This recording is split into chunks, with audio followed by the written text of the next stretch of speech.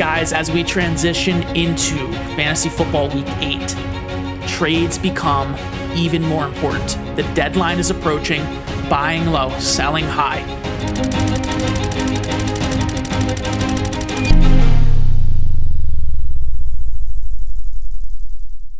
These are the things we need to be doing if we want to secure the Fantasy Football Championship. So let's begin here. We have about 20 names of trade targets, about 10 or 15 guys I'd be willing to sell high on, who I would sell them for. And we'll start with the running back position. The first buy target of the day is DeVonta Smith. Now, this is just a nice little dip in production in week 7 because they were in a literal hurricane in Cleveland. Only 55% of the snaps. They lost the game by like 40 points. There's so much drama about Miami, completely dysfunctional, firing McDaniels, whatever. Doesn't matter. DeVonta Smith, rest of season, top 6, top 7 running back. If you are a team with maybe 2 high-end running back ones, right? You have Scatterbo and you have Swift. I meant high-end running back 2. So you have Scatterbo, you have Swift, you have, maybe a Kyron, right? These are guys I'd be looking to send to buy Achane with. Still had 18 opportunities, only caught 3 passes here, ran the ball 13 times, well over 6 a carry. Achane is not the problem. Gets Atlanta next week. Christian McCaffrey just dropped 40 points on them. He reminds me, Achane, right now of like Gibbs. We've been talking about Gibbs basically every episode before this. What happened in week 7, I think we all know with Jahmyr Gibbs. So as you guys know, I go through players at the top to buy and then players you can buy in the low as a trade-in or as a throw-in to these trades. So Achane is the first player I want you guys to go send some offers for. Who would I look to send away send away for Achane, just looking at the leaderboards right now. I think Josh Jacobs and Achane are pretty similar. I might prefer Achane. Then again, Jacobs already had the buy, so maybe not there. Javonte, right? I would send Javonte for Achane. I would send, potentially James Cook, Cam Scatterbo, Kyron Williams we mentioned, a Quinshon Judkins, who I love, by the way, so he can be a buy or a sell, but, really only 4 or 5 running backs I prefer over Achane rest of season. This is the current leaderboard here through 7 weeks of average points at the position in PPR. We have McCaffrey, Taylor, Bijan, Josh Jacobs, and Gibbs. Achane is sitting at RB6, but I don't think a lot of people are pumped to have Achane on their team. And I think that if you can send, a high-end RB2, maybe a wide receiver 2 as well, or a flex in there, you could probably secure him, especially during bye weeks. All right, let's move on now. The next running back I have is Bucky Irving, currently injured. We just found out that Mike Evans is going to be out basically for the rest of the year.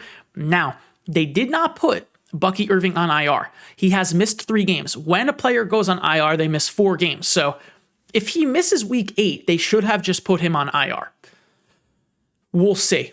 But I have reason to believe, based on that trend, right, that he will be back. Bucky will be back in week 8. He plays New Orleans. We just saw what DeAndre Swift and Kyle Monangai did to them. Rachaad White did not look great in week 7, honestly. It was a tough game for the Bucs, but he did not look awesome. Now, when Bucky comes back, I don't expect 75% of snaps, 71% of snaps. I expect more of what we saw at the end of 2024 in that split with Rachaad White. With that being said, doesn't really matter. Look at these games. I will just read his game totals once he started being utilized.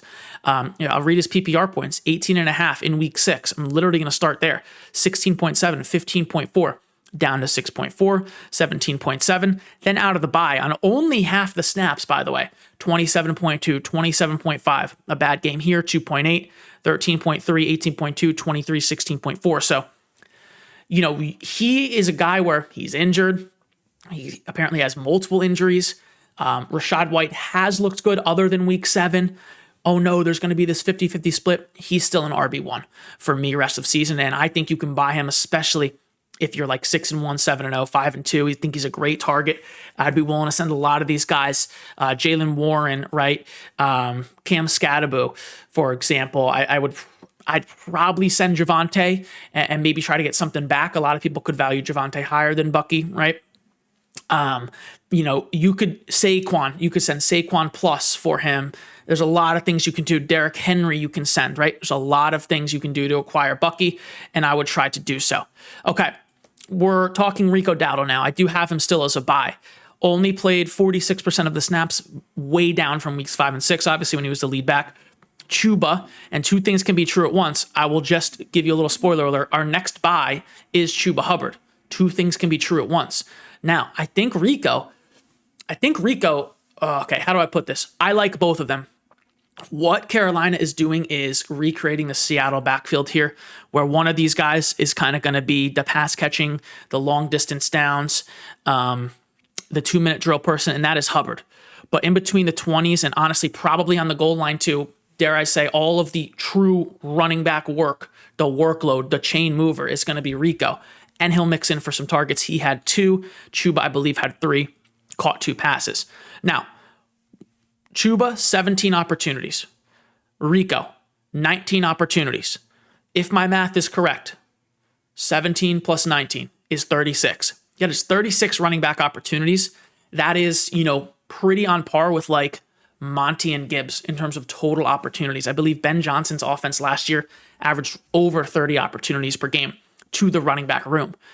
If there's 35 opportunities per game here for the running back room, both of these guys are flexes at minimum. At minimum. The schedule's pretty good. Other than Green Bay in week 9, you have Buffalo this week, then Green Bay, New Orleans, Atlanta, who they're fading. San Fran doesn't scare me. I don't love the Rams matchup, but then in the playoffs, New Orleans and Tampa Bay, and you got to deal with Seattle in the finals. So I think you can buy these guys as like low-end flexes, maybe even throw them into some deals, both Rico and Chuba. Whoever's cheaper, I would kind of go for, especially filling in for these bye weeks. Like, week 8 against Buffalo, I believe they're bottom 5 against running backs. That's a pretty good RB2. Any one of these guys right in your lineup. So I'm not really going to go through who to send away for them. But I do like both kind of as you can buy them as flexes, play them in RB2s during buys. Now, the man behind me on the wall with the signed jersey, Travis Etienne, on his bye week, he remains a buy for me. Looking at the RB opportunity split, we love Bashal Tootin. He's very good on a per touch basis. He's not getting the work. He's not getting the snaps. He's not getting the touches. Etienne now has 3 games in a row of sub 10 points. You look at the matchups though, KC, Seattle, and the Rams, very bad. Coming out of the bye week, we have Las Vegas, easy. Houston, easy. Chargers, not that bad. Okay. Arizona, easy. Tennessee, easy. Indianapolis, supposedly pretty tough. The Jets, easy. And then you have Denver and Indy in 16 and 17. But most of those games are pretty easy. I do have him as just a rock solid RB2 rest of the way. How could you not? I mean, this game at Vegas that's awesome. That's what we want. So we'll see if Tootin becomes more involved out of the bye. But a lot of guys here, just looking at the average points, he sits at 19 on the year. Does Travis Etienne, 13.1 average PPR points. I'd be sending Dobbins away for him. I'd be sending Mason. I'd be sending Monty. Who else? I'd be sending Kamara. I'd be sending Ken Walker. I'd be sending Bill. A lot of these players. Any in front of him I would send away. Let me see. Not really. Maybe Swift for ETN plus, Scattaboo for ETN plus, as the kind of moves I'd be looking to make. So really like him as an RB2. Now, Derrick Henry, I mentioned him as a sell a little while ago for a guy like Bucky Irving, but again, 2 things can be true at once. I do think Derrick Henry is a buy. There's a very consensus opinion here, but it's true. A lot of people believe, right, that coming out of this bye week, the Ravens are going to go absolutely insane. And you look at their 3 matchups out of the bye, Chicago, Miami, and Minnesota, pretty good matchups for running backs. So I do have Henry kind of like RB15 rest of the way. You get Cleveland in here. That's really only the tough matchup until Green Bay in week 17. He would have already had his bye, but yeah, it's just like, 26 opportunities and we're only scoring 14 points. We have 3 games under 10 points out of the 5 we've played. It seems to be a 10-point outing or 25-point outing. So yeah, it's not RB1. I'm sorry. And I said this all preseason because people, look at the game log last year. Saquon and Henry, how can you rank anyone higher than them? You guys are lucky I don't victory lap some things, man, because I could. So how's that working out? It's not really working out. And that's because when these running backs have elite seasons, it's so hard for them to repeat. It really is. Like when guys do that, we take it for granted. It's literally impossible. There's only like 3 running backs all time who have ever gone back-to-back PPR RB1 overall seasons. Off the top of my head, I think it's Marshall Faulk and Priest Holmes. LT didn't even do it in PPR. McCaffrey has never done it in PPR. He's been 1 and 2, right? But I digress. Henry remains a good target. I mean, if you're rolling into any of your games from this point on with Henry and a strong RB2, I think you're feeling pretty good. Who would I send away for Henry? I mean, honestly, probably Saquon. Probably Saquon for Henry plus. Saquon has the bye coming up. We've seen his floor kind of drop out. I do have Saquon higher rest of season, but when we start to consider the buys, we start to consider must wins, right? Depending on our record, Henry is an interesting target with Saquon. And most of these RB2s, Breece Hall, Alvin Kamara, any of the Seahawks guys, Bill. Let me think about some upper echelon names. I would send away like Jalen Warren easily, Kyron Williams, Swift, Scadaboo. All these guys are going here for Derrick Henry. Okay, enough Derrick Henry. I think Aaron Jones is a nice buy, a nice cheap buy. I think that, again, thinking about the 4 games missed for IR, they put him on IR. He's missed his 4 games.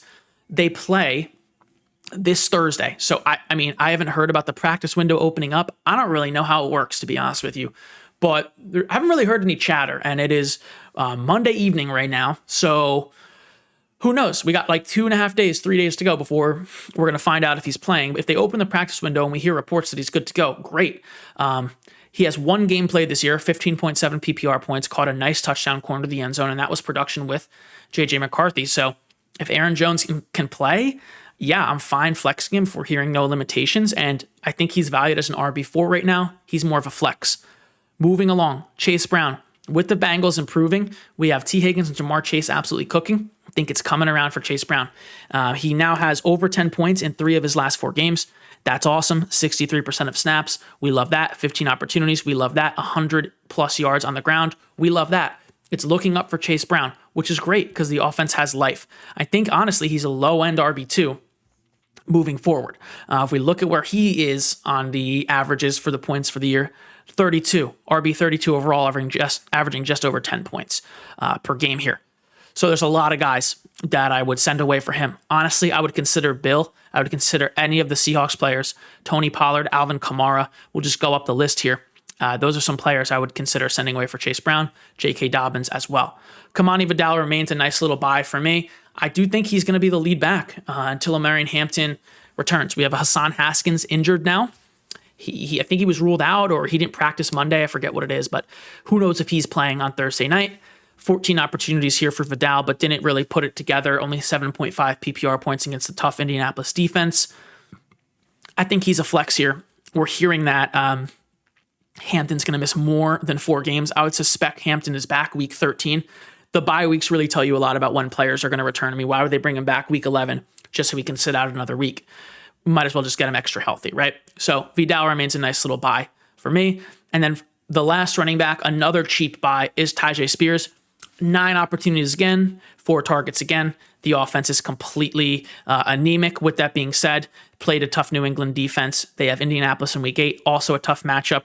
But then the Chargers, Houston, Seattle, Jacksonville. It's looking a little bit up. Those are mid matchups, but with Spears, if we can bump these targets up to 5 or 6, bump these carries up to 6 or 8, you're going to be looking at flex value. He is an RB4, and I love him as a stash on the bench. All right, transitioning to the wide receivers, as I said, what we do is I give you the top of the list guys I want, and then I give you everything in between, okay? So Amon-Ra St. Brown, we had talked about Gibbs for a while, like literally every episode since the season started before week 7, and you saw in week 7 why he is still a top 3 running back for me. Here's a good hint on when you should buy Jahmyr Gibbs. When you start reading on Twitter, right, that David Montgomery is better than Jahmyr Gibbs, and you start reading that David Montgomery should be getting more touches than Gibbs, and you start reading that Gibbs' upside is capped by Montgomery, that's when you buy Jahmyr Gibbs for anything less than a top 3 running back. Pretty similar with Amon-Ra St. Brown. When we start hearing about Laporta, we see Gibbs go crazy, right? We start hearing about Jamison Williams in that game in KC, things like that. We see Amon-Ra drop a ball. We see other receivers, Puka Nacua, JSN, going crazy, Jamar Chase. No one's talking about Amon-Ra St. Brown. That's when you go ahead and buy Amon-Ra St. Brown. There are only 3 receivers I'd prefer to him rest of season. They are Puka Nacua, JSN. Honestly, there might only be 2. He might be my wide receiver 3 rest of season. Literally any other player I would send for Amon-Ra St. Brown. If you're 5-1, or excuse me, 5-2, 6-1, 7-0, he's on the bye this week. He'll be discounted. I'd be looking to make that move for sure. Very simple. Just makes it look easy out there. Good offense, good player. They don't pass a lot. When they do, it goes to him. Enough said. All right, Quentin Johnston. Now, if we look at the 3 Chargers receivers, I have all of them ranked rest of season top 26. Ladd is the highest ranked, and the other 2 kind of rotate week to week. We have 3 straight weeks now of Quentin Johnston not being super great. He didn't play against Miami. I'm counting that. 4 targets in week 5 and then 6 in week 7. So, yeah, not awesome. 6.9 points, nice. 11 points in week 7. Again, not awesome. We're looking at Minnesota, Tennessee, Pittsburgh, Jacksonville. Easy, and easy. Then after the bye, Vegas, easy. Philly, easy. 15 at Kansas City, not concerned. 16 at Dallas in the middle of your playoffs. And 17 Houston, could be a problem with Stingley. But still, very easy schedule. The team passes more than any other offense in the league. He's a strong wide receiver 2 with literal wide receiver 1 overall on the week ceiling. And I don't think he's being valued there. I personally have him as like wide receiver 20 rest of season, whatever it is. If we look at the averages for the points, I mean, he's sitting at wide receiver 10. I don't think he's getting the respect he deserves. I would send Keenan Allen for him.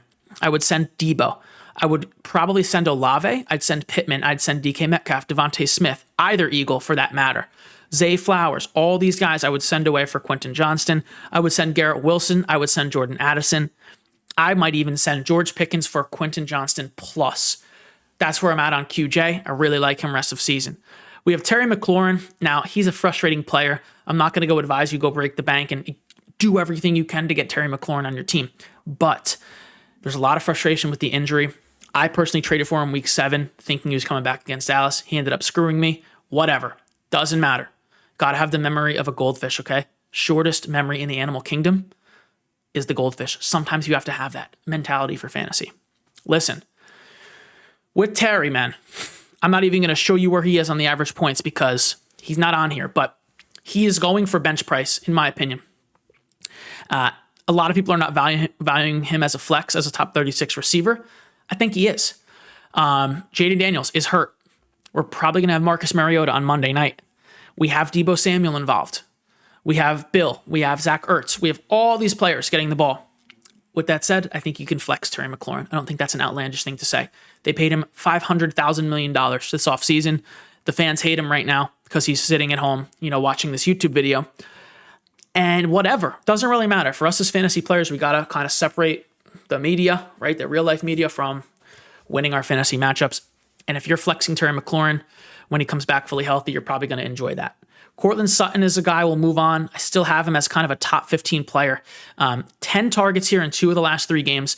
The thing with Sutton is you see that, like in week 2, for example, 1.6 points, week 6, 2.7 points. Now, at Indy is a tough matchup. The offense was dysfunctional. Cool. Week 6, you had the Sauce Gardner shadow, only caught 1 pass. I get it. Every other week, over 16 fantasy points. Every other week, 6+ targets, 8+ targets in all but one of those games, excluding weeks 2 and 6. I have him as a top 15 wide receiver. You can kind of expect these kind of down weeks and adjust your roster with your flex spots to more higher ceiling or more higher floor players. For example, at Houston against Stingley, I don't know how he's going to do. But this week, week 8 against Dallas, he might drop 35. I would really do everything I can to go get Courtland Sutton this week. Some players I would trade away for Sutton. Keenan Allen is one of them. Deebo Samuel. Chris Olave, I prefer Sutton. DeVonta Smith. A.J. Brown. These are some guys I would send away for Sutton. Ricky Pearsall is a great buy. Top 24 rest of season wide receiver. He is, at one point, 3 weeks in, it was like him and JSN and Puka were the only 2 or 3 receivers, whatever, forget the exact number, that had over 100 yards in 2 of 3 games played. He reminds me of like Brandon Ayuk before everyone thought Brandon Ayuk was good. You could put Ayuk in your lineup. He'll just churn out 13.5 points for you right in the flex. No one fears him when they line up across from you, but a very nice floor player, I think, with big ceiling. He has his PCL injury, the same thing as Brock Bowers. I don't know if he's going to return in week 8. I would assume so since they didn't put him on IR, right? And this would be the 4th game missed. Again, not a great matchup in week 8. You probably have a couple weeks to buy him. But yeah, Ricky Pearsall, top 24 receiver rest of season. I literally have him as a wide receiver too. Very high on him. We have Tetairoa McMillan with Andy Dalton coming in. That's awesome. We're not buying him just because Dalton's coming in, but man, it is positive. You saw what Dalton did to Leggett last week. That was a fun time. I'll try to search him and see how many targets Leggett had because it was a lot. And the Jets really had just sold out. Yeah, there's Leggett, 24 points. Okay, 24 points in week 7. And Dalton played like half the game. The Jets were selling out to keep McMillan at bay. He has only 3 catches in back-to-back game. In fact, he has 4 or less catches in 4 of the last 5 games. But the matchups are bad in those games. Atlanta, very good defense. New England, very good defense. Christian Gonzalez. Dallas, not sure what happened there. Only 3 catches, but caught 2 tutties, so we'll give him the pass.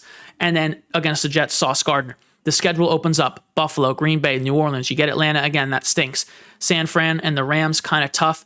In the playoffs, it's very good. New Orleans and Tampa Bay. And then Seattle. Well, you can't run on them. So the secondary for Seattle is sus, and that's after the bye. So I really like McMillan. Top 15 guy rest of season for me. Who would I be looking to send for him? A lot of these same names, right? Deebo Samuel, Michael Pittman, DeVonta Smith. Get them off my team for McMillan.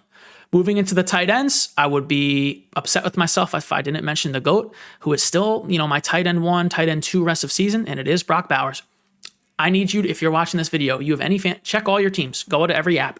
If you're 7-0, 6-1, or 5-2, you need to get Bowers on your team right now. If you don't have him, you need to get him on your team right now. He has missed 4 weeks after this week. He's coming back fully healthy in week 9. He practiced limited in week 7 before the game, did not play. Any tight end other than Trey McBride, trade him immediately for Brock Bowers if you are not in a must-win game. That's my advice. That's all I'm going to say on that. That's literally my advice. I don't want to hear about the offense. I don't want to hear about Geno Smith. I don't want to hear about anything. You need to go get Brock Bowers. Okay. That was a quick one. I'm happy that was quick. Harold Fannin is another tight end buy. He kind of disappointed in week 7. We're expecting a huge game against Miami, and he did not deliver. 5 targets, only caught 4. Whatever. David Njoku's day-to-day. Not sure if he'll play. Typically, day-to-day means they'll play. So I would assume he does in week 8. Matchup's not amazing at New England, but I still have Fannin as a low-end tight end 1. I think you can buy him very easily with a guy like Waller, depending on his injury, Hunter Henry, Zach Ertz. A lot of these streamers, you can turn them into Harold Fannin and have an every week starter, in my opinion. Hasn't not even had his bye week yet. So I really like what I'm seeing from Fannin. It was a tough game in Miami. We'll see. And David Njoku could actually end up getting traded. Now, Kyle Pitts. Yeah, Kyle Pitts is a buy. 10 targets against San Fran. It raises the eyebrows. Same amount as Drake London. Penix loves this guy. It's apparent. Caught 7 passes, ties the season high. 10 targets was a season high. I mean, yeah, it's an every week starter. Like, how are you not in on Kyle Pitts? We have Travis Kelce I would send away for him. I'd send Dalton Kincaid for Pitts plus. Right? A lot of people are going to value Kincaid higher. Hunter Henry, Zach Ertz. You can turn a lot of these streamers, as I said, with Fannin into Kyle Pitts. Moving into the QBs. Caleb Williams is the number 1 buy of the week at the QB position. Man, this guy gets so much hate in real life. I mean, 4 straight wins. Like, I don't really know what you want him to do. Was not needed to score any touchdowns. Had a couple awful plays. Sometimes he struggles to catch the ball when it's snapped to him. Whatever. No big deal. Swift and Monangai had 4 touchdowns combined. So he was not needed. Look at the schedule. So look at the schedule. Baltimore, Cincinnati, Giants, Vikings, Pittsburgh, Philly, Green Bay, Cleveland, and Green Bay. So 14 through 16 looks like a tough stretch, but those are better run defenses than pass defenses. And then you get San Fran in the finals in a possible shootout. He's getting you to the playoffs, dude. He's getting you to the playoffs. There are 6, maybe 7 QBs I'd prefer over him rest of season. Mahomes, just looking at the averages right now. Mahomes, Lamar, Allen, Hurts, May, but same tier as May. And then I got maybe Herbert, right? That's 6, but May and Herbert, same tier as Williams. This is a perfect buy low. Perfect buy low. Same thing can be said about JJ McCarthy. JJ McCarthy has 1 full game played, 23 points. And Kevin O'Connell wasn't even happy with him. He has 1 full game played. I should lie. Or excuse me, I'm lying. 2 full games played, We're going to count the Atlanta one, even though supposedly he was injured. Let's just say he wasn't, right? Let's say he was fully healthy till the end. Cool. He only dropped 5 points in that game. Atlanta's a very good defense. Not making excuses, but even still, that is an average of about 14 points through his first 2 starts. Did not score any touchdowns here, but 5 rushing attempts in that Atlanta game. So these are the signals we look for essentially a rookie in his second NFL start ever. Then you have at Chicago. Only ran it twice, but 12.5 a carry, got in the end zone, making a diving touchdown, if I remember correctly, late in the fourth quarter. Looking at the schedule, there's a lot to like. Detroit this week, I don't know if he plays. Baltimore, A+. Chicago, A+. Green Bay, tough matchup, but like you can pass on them. Seattle, sus secondary. Washington, awful. Dallas, Giants, and Detroit. It's an A+ schedule.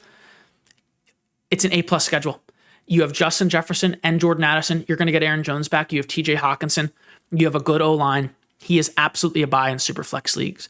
Jordan Love is another guy like top 15 in that Brock Purdy tier, and he's not playing there right now. Back-to-back games under 16 fantasy points. I expect him to average closer to 20, if not 20. Kind of be top 8, top 10 at the position with his weapons when more is asked of him. At Pittsburgh, Carolina, Philly, there's some good matchups coming up for Jordan Love. I'd go get him. Now, I have a wide receiver and an RB that I forgot to mention. Rome Odunze, for all the reasons we love Caleb Williams, is a buy. Back-to-back games with only 5 or 6 targets, only catching 2 balls. Yeah, but had his bye week, remains a wide receiver 1. In the Washington game, he actually caught a touchdown, was called back on some BS. Remains a wide receiver 1, rest of season, top 12 guy. Easily top 12. And some players that I would send away for Rome that are currently performing higher than him. Chris Olave, Deebo Samuel. I would send Drake London for Rome and then some.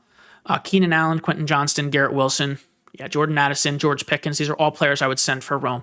And then finally, Ashton Jeanty is the final buy of the week. These are 2 guys I just kind of added in at the end before I started recording.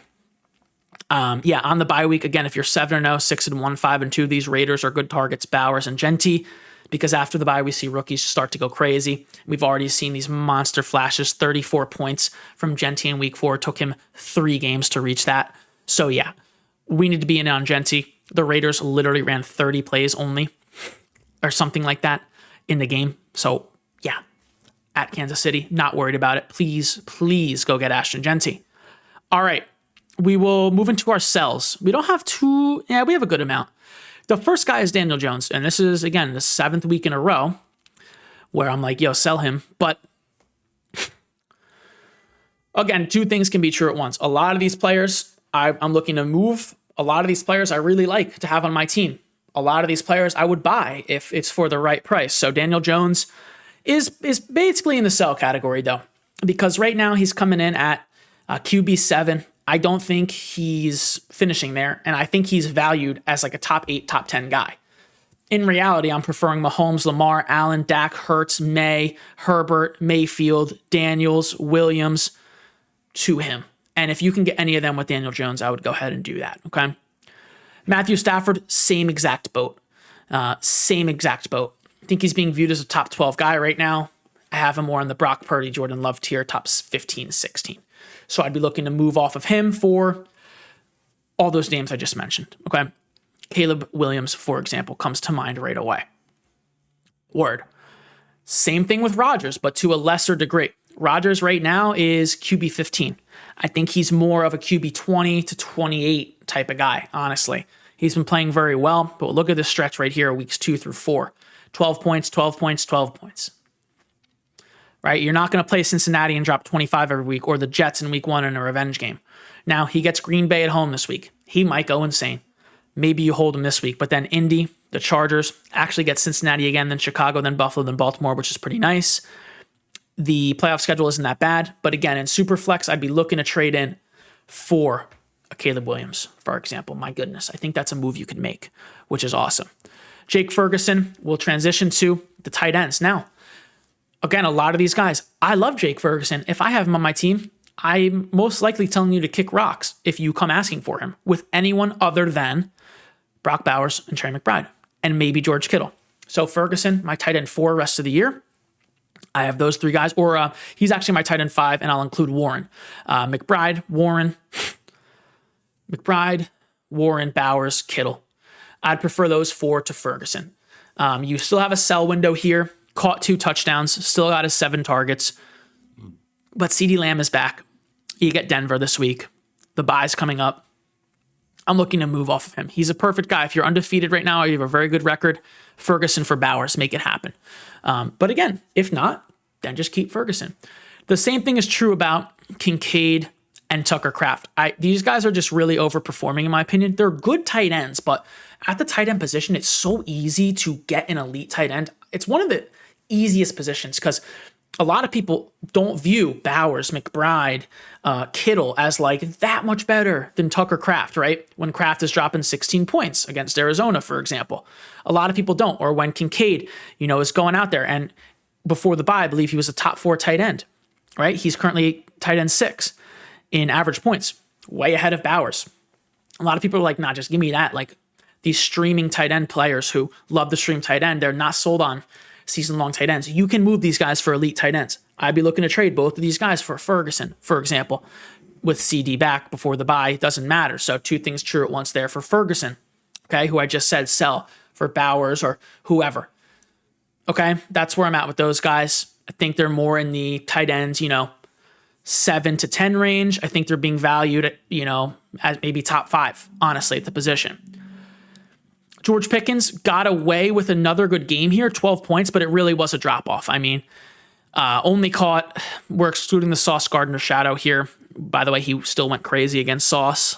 But essentially his worst game of the season, excluding week 1, and that's because Ferguson can pop off at any point for 2 touchdowns. Javonte got in.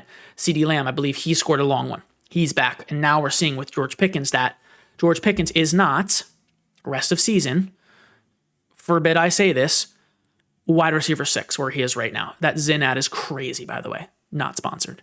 For those of you watching, you'll know what I'm talking about. But yeah, wide receiver 6, George Pickens on the year right now in terms of points per game in half PPR.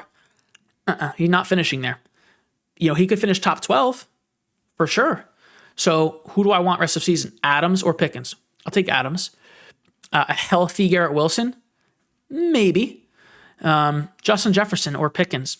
Justin Jefferson. Drake London? Yes. Lamb? Yes. Sutton over Pickens? Yes. Nico Collins over Pickens? Although I'm hearing rumors of a concussion, right? I don't know. Game is going on right now, finishing up. So yeah, that's what I'm thinking for Pickens. Top 12, top 14. If you can cash in on that value after kind of got away with it with 82 yards, I would do so. Jordan Addison, I really like buying him for flex value. I think he's top 30 wide receiver, a very good player, and the utilization is awesome.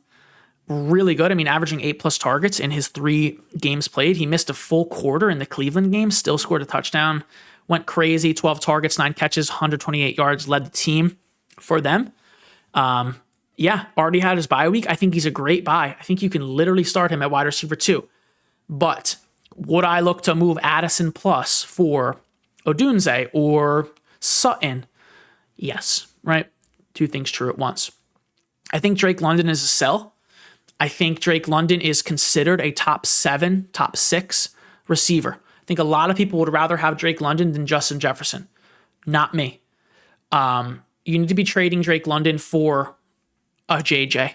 If you need a running back and you can downgrade to a lower end wide receiver 1, like a Sutton, maybe an AJ Brown, maybe a McMillan, right? And then you go get a nice RB2, a high-end RB2 with that in that deal, I'd like to do that. When Darnell Mooney's back, the targets drop tremendously. Still had 10 targets. That's awesome. I should say the target share drops because in week 4, I believe Mooney was out too, and he had 10 targets, same as in week 7. The difference between week 4 and week 7, even though the targets are the same, the percentage of targets is different, and it's so massive.